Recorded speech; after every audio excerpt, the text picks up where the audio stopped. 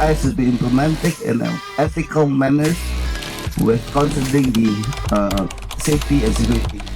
There are 9 rules: ethics, humanity, security,